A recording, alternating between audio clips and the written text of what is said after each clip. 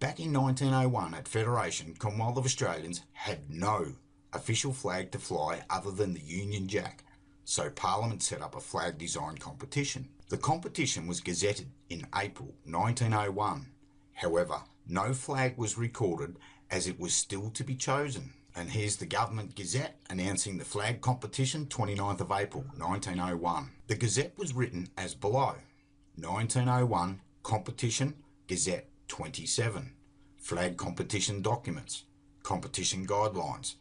Commonwealth of Australia Gazette number 27. Commonwealth of Australia Prime Minister's Office, 29th of April 1901. Design for a federal flag. The Government of the Commonwealth of Australia invite competitive designs for a federal flag. Such designs to be forwarded by post or otherwise not later than the 31st of May 1901. The designs will be judged by a board to be appointed by the federal government for the purpose, and a sum of £75 will be paid to the designer of that selected as the best. Each competitor will be required to forward 2 coloured sketches, one for the merchant service and one for the naval or official use, not less than 6 inches by 3 inches in size. All designs must be endorsed on the cover, Commonwealth flag, and must be addressed to the Secretary to the Prime Minister of the Commonwealth of Australia, Melbourne. Each design must bear a motto of Nom de Plume and must be accompanied by a sealed envelope bearing on its face the motto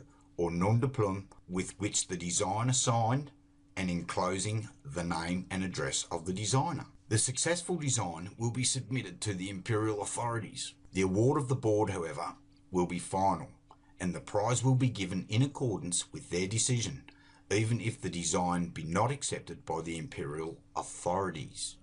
Edmund Barton. This means the winners will be paid even if the design is rejected, not the design being final even if rejected.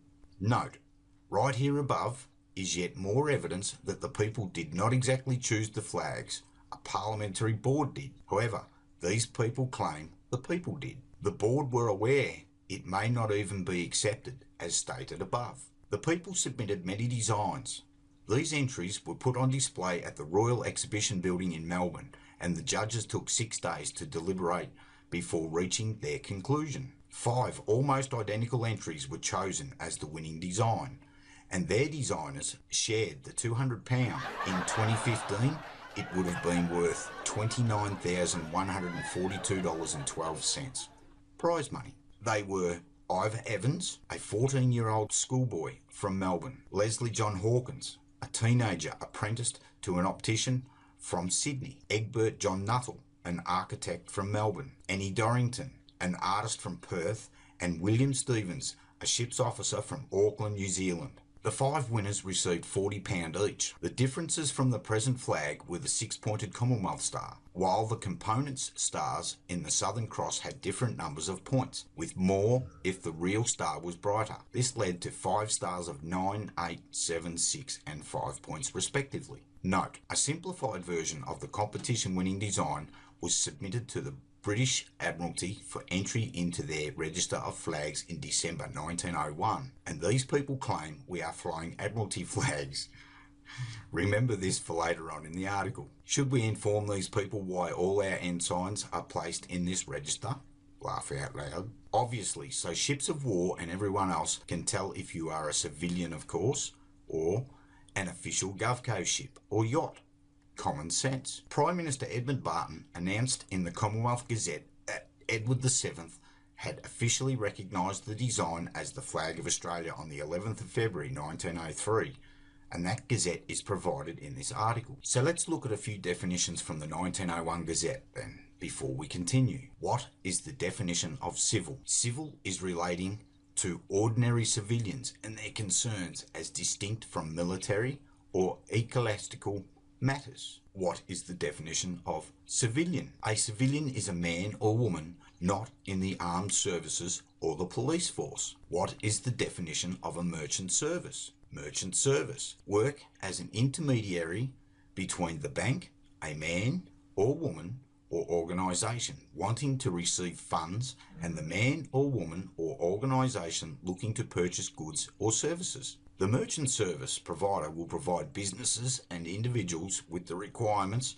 to accept cheques, loans, credit cards, debit cards, and other forms of payment, including electronic payment today for the transaction to take place. What is a merchant definition? A merchant is a man or woman or company involved in wholesale trade, especially one dealing with foreign countries or supplying goods to a particular trade. Intermediary definition, meaning intermediary is defined as happening between two people or two events, or functioning as a middle ground to solve a dispute between two people. What is naval definition? Naval. Naval means belonging to, relating to, or involving a country's navy. What is official use definition? Relating to an authority or public body and its activities and responsibilities.